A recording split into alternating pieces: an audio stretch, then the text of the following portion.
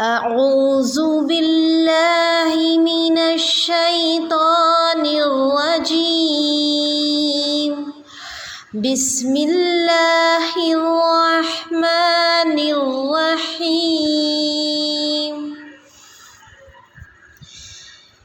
إن ينصركم الله فلا غالب لكم وإن يخذلكم فمن ذا الذي ينصركم من بعده وعلى الله فليتوكل المؤمنون وما كان لنبي أن يغل ومن يغلل يأت بما غل يوم القيامة ثم توفى كل نفس ما كسبت وهم لا يظلمون أفمن اتبع رضوان الله كمن باء بسخط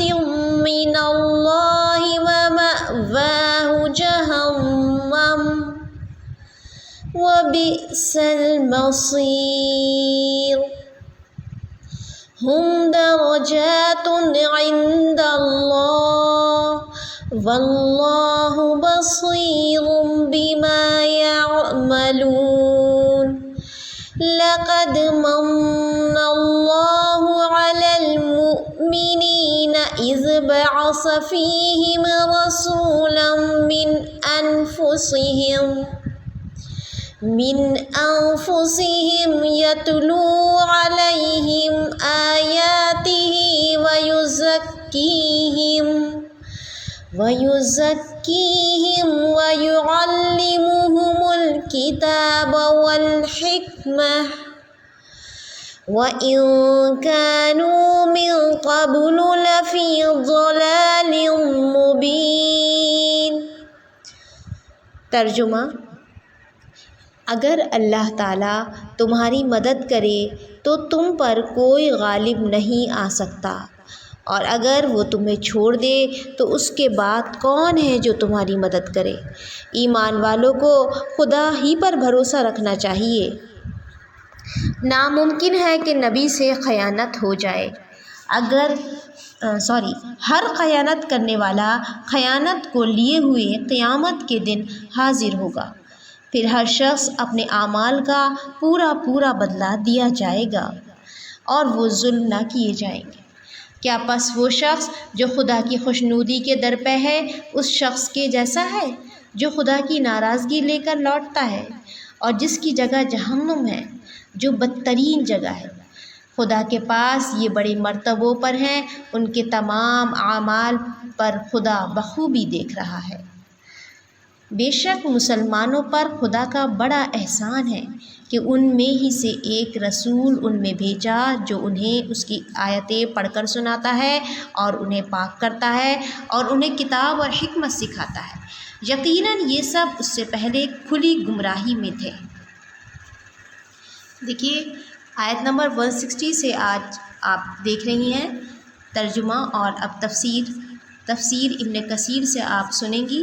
تو جو آپ نے کل کی آیات میں ہم نے غور کیا روایات کے ذریعے، وہ یہ تھا کہ اللہ کے رسول صلی اللہ علیہ وسلم کو رحمت بنا کر بھیجا گیا، اور نہیں تھے وہ بد زبان اور سخت دل۔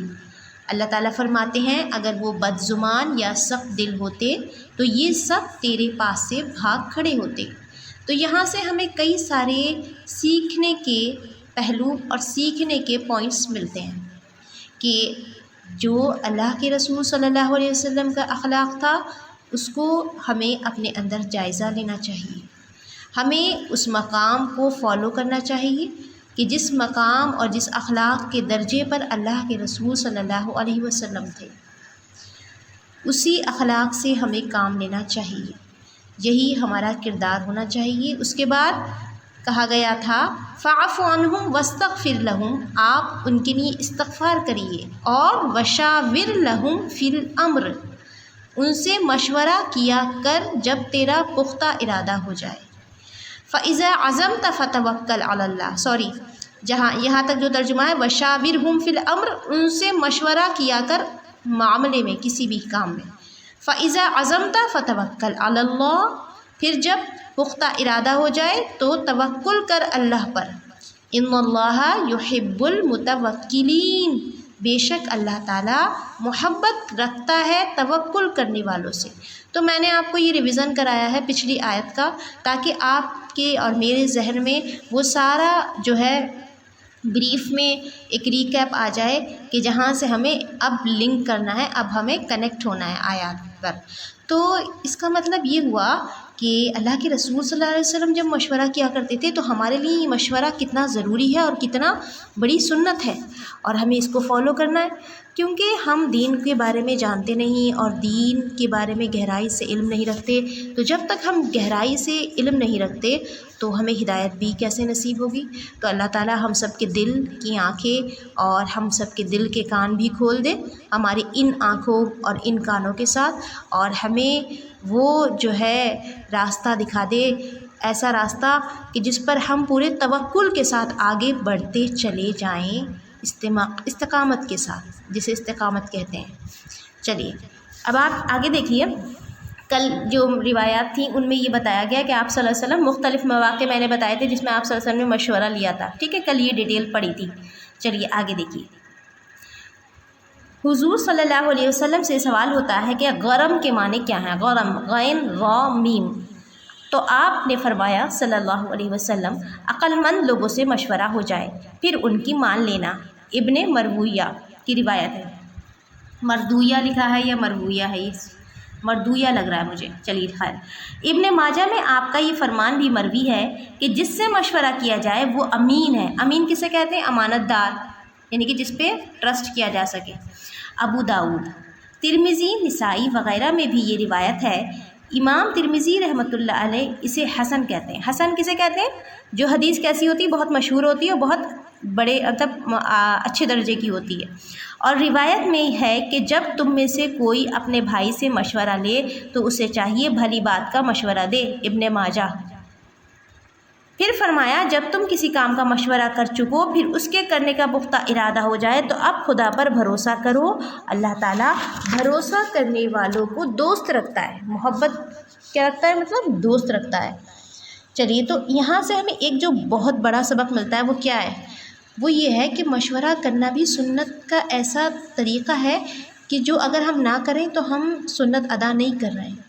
اگر کوئی ہم سے مشورہ مانگے، اگر کوئی پرابلم چھوٹی یا بڑی ہمارے سامنے ڈسکس کرتا ہے اور ہم اس کا تسلی بخش کوئی سیٹسفائیڈ آنسر نہیں دے رہے ہیں اور ہم اسے ٹال رہے ہیں، تو اللہ تعالیٰ بہت جاننے والا ہے۔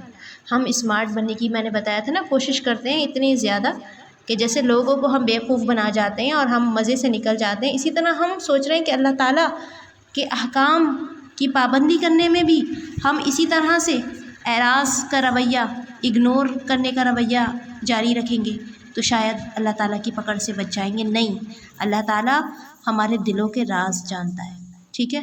تو اب ہمیں کوئی بھی مشورہ جو مانگا جائے، جو دینے کا موقع آئے، اس میں پیچھے نہیں ہٹنا چاہیے اور بہترین مشورہ دینا چاہیے۔ اور کسی گمراہ کو، یا پھر اگر کسی کو گمراہ ہم کہیں گے کہ اس کے راستہ سمجھ میں نہیں آ رہا ہے کہ وہ کیا کرے، ایسا کوئی شخص نظر آئے، ایسا کوئی اپنے آس پاس نظر آئے تو اسے مشورہ دینا چاہیے۔ یہ ہمارے دین میں ہمارے رسول اللہ صلی اللہ علیہ وسلم سے کہا گیا، حکم دیا گیا قرآن میں، اور اب مومنین کا یہ رویہ ہے اور مومنین کا یہ رویہ ہونا چاہیے۔ چلیے پھر دوسری آیت کا ارشاد بالکل اسی طرح کا ہے جو پہلے گزرا کہ وَمَا النَّصْرُ إِلَّا مِنْ عِنْدِ اللَّهِ الْعَزِيزِ الْحَكِيمِ، یعنی مدد صرف اللہ ہی کی طرف سے جو غالب ہے اور حکمت والا ہے۔ پھر حکم دیتا ہے کہ مومنوں کو توکل اور بھروسہ ذات باری پر ہی ہونا چاہیے۔ پھر فرماتا ہے نبی کو لائق نہیں کہ خیانت کرے۔ ابن عباس فرماتے ہیں بدر کے دن ایک سرخ رنگ چادر نہیں ملتی تھی، تو لوگوں نے کہا شاید رسول اللہ صلی اللہ علیہ وسلم نے لے لی ہو، اس پر یہ آیت اتری۔ ترمذی۔ اور روایت میں ہے کہ منافقوں نے حضور صلی اللہ علیہ وسلم پر کسی چیز کی تہمت لگائی تھی، جس پر یہ آیت وما کانا اتری، پس ثابت ہوا کہ اللہ کے رسول صلی اللہ علیہ وسلم، رسولوں کے سردار صلی اللہ علیہ وسلم، ہر قسم کی خیانت سے، بے جا طرفداری سے مبرہ اور منزہ ہیں، خواہ وہ مال کی تقسیم ہو یا امانت کی ادائیگی ہو۔ حضرت ابن عباس رضی اللہ تعالیٰ عنہ سے یہ بھی مروی ہے کہ نبی غلول نہیں کر سکتا کہ بعض لشکریوں کو دے اور بعض کو ان کا حصہ نہ پہنچائے۔ اس آیت کی تفسیر یہ بھی کی گئی ہے کہ یہ نہیں ہو سکتا کہ نبی خدا کی نازل کردہ کسی چیز کو چھپا لے اور امت تک اسے نہ پہنچائے، یا غلوں کو یہ کہ پیش سے بھی پڑھا گیا، لام پہ کیا ہے پیش، اور یا کو بھی پیش کے ساتھ پڑھا گیا، تو معنی یہ ہوں گے کہ نبی کی ذات ایسی نہیں کہ ان کے پاس والے ان کی خیانت کریں۔ مطلب اس کے جو عربک ٹیکسٹ ہے یہ، اس کو جب ہم پیش کے ساتھ بھی اگر ترجمہ کریں گے تو اس کا میننگ کیا نکل کے آئے گا کہ ان کے پاس والے بھی نبی کی ذات ایسی نہیں ہے کہ ان کی خیانت کریں، ٹھیک ہے۔ چنانچہ حضرت قتادہ رحمۃ اللہ علیہ، حضرت ربیع رحمۃ اللہ علیہ سے مروی ہے کہ بدر کے دن آپ کے اصحاب صلی اللہ علیہ وسلم مال غنیمت میں سے تقسیم سے پہلے کچھ لے لیا تھا، اس پر یہ آیت اتری۔ ابن جریر۔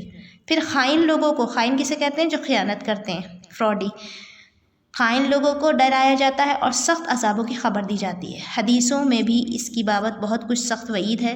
چنانچہ مسند احمد کی حدیث میں ہے کہ سب سے بڑا خیانت کرنے والا وہ شخص ہے جو پڑوسی کے کھیت کی زمین یا اس کے گھر کی زمین دبا لے، اور اگر ایک ہاتھ زمین بھی ناحق اپنی طرف لے گا تو 7 زمینوں کا طوق اسے پہنایا جائے گا۔ مسند کی ایک اور حدیث میں ہے جسے ہم حاکم بنائیں گے، اگر اس کا گھر نہ ہو تو وہ گھر بنا لے سکتا ہے، بیوی نہ ہو تو کر لے سکتا ہے، خادم نہ ہو تو رکھ لے سکتا ہے، سواری نہ ہو تو مہیا کر لے سکتا ہے، اس کے سوا اگر کچھ اور لے گا تو خائن ہوگا۔ یہ حدیث ابو داؤد میں بھی دیگر الفاظ سے منقول ہے۔ ابن جریر کی حدیث میں ہے رسول اللہ صلی اللہ علیہ وسلم فرماتے ہیں، میں تم میں سے اس شخص کو پہچانتا ہوں جو چلاتی ہوئی بکری کو اٹھائے ہوئے قیامت کے دن آئے گا اور میرا نام لے لے کے مجھے پکارے گا، میں کہوں گا میں خدا کے پاس سے تیرے کچھ کام نہیں آ سکتا، میں تو پہنچا چکا تھا، اسے بھی میں پہچانتا ہوں جو اونٹ کو اٹھائے ہوئے آئے گا، جو بول رہا ہوگا، یہ بھی کہے گا کہ اے محمد صلی اللہ علیہ وسلم، اے محمد صلی اللہ علیہ وسلم، میں کہوں گا میں تیرے لیے خدا کے پاس سے کسی چیز کا مالک نہیں ہوں، میں تو تبلیغ کر چکا تھا، اور میں تو اسے بھی پہچانوں گا جو اسی طرح گھوڑے کو لادے ہوئے آئے گا اور جو ہنہنا رہا ہوگا، وہ بھی مجھے پکارے گا اور میں اس سے کہہ دوں گا کہ میں تو پہنچا چکا تھا، آج کچھ کام نہیں آ سکتا، اور اس شخص کو بھی میں پہچانتا ہوں جو کھانے لیے ہوئے آئے گا اور کہے گا یا محمد، محمد صلی اللہ علیہ وسلم، میں کہوں گا میں خدا کے پاس کسی نفع کا اختیار نہیں رکھتا، تو تجھے بتا چکا تھا۔ یہ حدیث صحاح ستہ میں نہیں ہے، یعنی کہ صحاح ستہ کسے کہتے ہیں؟ جو 6 حدیث کی کتابیں ہیں۔ مسند احمد میں ہے حضور صلی اللہ علیہ وسلم نے قبیلہ ازد کے ایک شخص کو حاکم بنا کر بھیجا جسے ابن البتیہ کہتے تھے، کہ جب یہ زکوٰۃ وصول کر کے آئے تو کہنے لگے یہ تو تمہارا ہے اور مجھے یہ تحفہ میں ملا ہے۔ نبی صلی اللہ علیہ وسلم منبر پر کھڑے ہو گئے، یعنی کہ اسٹیج پہ، اور فرمانے لگے ان لوگوں کو کیا ہو گیا ہے، ہم انہیں کسی کام پر بھیجتے ہیں تو آ کر کہتے ہیں یہ تمہارا اور یہ ہمارے تحفے کا، یہ اپنے گھروں میں ہی بیٹھتے رہتے، پھر دیکھتے کہ انہیں تحفہ دیا جاتا یا نہیں۔ اس ذات کی قسم جس کے ہاتھ میں محمد صلی اللہ علیہ وسلم کی جان ہے، تم میں سے جو کوئی اس میں سے کوئی بھی چیز لے گا وہ قیامت کے دن اسے گردن پر اٹھائے ہوئے آئے گا۔ اونٹ ہے تو چلا رہا ہوگا، گائے ہے تو بول رہی ہوگی، بکری ہے تو چینچ رہی ہوگی۔ پھر آپ نے فرمایا صلی اللہ علیہ وسلم، اپنے ہاتھ اس قدر بلند کیے کہ بغلوں کی سفیدی ہمیں نظر آ گئی، اور 3 مرتبہ فرمایا خدایا کیا میں نے پہنچا دیا؟ مسند احمد کی ایک ضعیف حدیث میں ہے ایسے تحصیلداروں اور حاکموں کو جو تحفے ملیں گے وہ خیانت ہے۔ یہ روایت صرف مسند احمد میں ہے جو ضعیف ہے، اور ایسا معلوم ہوتا ہے کہ گویا اگلی متول روایت کا ما حاصل ہے۔ متول کہتے ہیں جو لگاتار چلی۔ ترمذی میں ہے حضرت معاذ بن جبل رضی اللہ تعالیٰ عنہ فرماتے ہیں مجھے رسول اللہ صلی اللہ علیہ وسلم نے یمن بھیجا، جب میں چل دیا تو آپ نے مجھے بلوایا صلی اللہ علیہ وسلم، جب میں واپس آیا تو فرمایا صلی اللہ علیہ وسلم میں نے تجھے صرف ایک بات کہنے کے لیے بلوایا ہے کہ میری اجازت کے بغیر تم جو کچھ لوگے وہ خیانت ہے، اور ہر خائن اپنی خیانت کو لیے ہوئے قیامت کے دن آئے گا۔ سمجھ میں آگے نہیں بات؟ جو ابھی بکری کی بات ہوئی اور جو مختلف جانوروں کی بات ہوئی، گھوڑے کی، اونٹ کی، تو جو بھی کوئی خیانت کرے گا وہ چیز آئے گی بولتی ہوئی، اور آپ صلی اللہ علیہ وسلم کہہ دیں گے کہ میں نے تو پہنچا دیا تھا، میں نے اپنا کام کر لیا تھا، بس یہی کہنا تھا، جاؤ اپنے کام میں لگو۔ مسند احمد میں ہے کہ حضور صلی اللہ علیہ وسلم نے ایک روز کھڑے ہو کر خیانت کا ذکر کیا اور اس کے بڑے بڑے گناہ اور وبال بیان فرما کر ہمیں ڈرایا۔ پھر جانوروں کو لیے ہوئے قیامت کے دن آئے حضور صلی اللہ علیہ وسلم سے فریاد رسی کی عرض کرنے اور آپ صلی اللہ علیہ وسلم کے انکار کر دینے کا ذکر کیا جو پہلے بیان ہو چکا ہے۔ اس میں سونے کے اور چاندی کا بھی ذکر ہے۔ مطلب سمجھ میں آ رہا ہے نا آپ لوگوں کے خیانت کیا ہے؟ یہ بھی تو پتہ ہے نا پہلے سے، لیکن جو خیانت کی جائے گی وہ خیانت کی چیز آئے گی قیامت کے دن۔ اللہم اعاذنا اللہ منہا۔ یہ حدیث بخاری مسلم میں بھی ہے، مسند احمد میں بھی ہے۔ رسول مقبول صلی اللہ علیہ وسلم نے فرمایا، اے لوگو، جسے ہم عامل بنائیں گے، عامل کون ہوتے ہیں؟ کام کرنے والا، اور پھر وہ ہم میں سے ایک سوئی یا اس سے بھی ہلکی چیز چھپائے تو وہ خیانت ہے، جسے لے کر قیامت کے دن حاضر ہوگا۔ یہ سن کر ایک سانولے رنگ کے انصاری حضرت سعد بن عبادہ رضی اللہ تعالیٰ عنہ کھڑے ہو کر کہنے لگے، حضور صلی اللہ علیہ وسلم، میں تو عامل بننے سے دستبردار ہوتا ہوں۔ فرمایا کیوں؟ کہا آپ نے جو اس طرح فرمایا۔ آپ نے فرمایا صلی اللہ علیہ وسلم، ہاں اب بھی سنو، جسے ہم کوئی کام سونپیں اسے چاہیے کہ تھوڑا بہت سب کچھ لائے، جو اسے دیا جائے وہ لے لے، اور جس سے روک دیا جائے رک جائے۔ یہ حدیث مسلم اور ابو داؤد میں بھی ہے۔ حضرت ابو رافع رضی اللہ تعالیٰ عنہ فرماتے ہیں، رسول کریم صلی اللہ علیہ وسلم عموماً نماز عصر کے بعد بنو عبد الاشہل کے ہاں تشریف لے جاتے تھے اور تقریباً مغرب تک وہیں مجلس رہتی تھی۔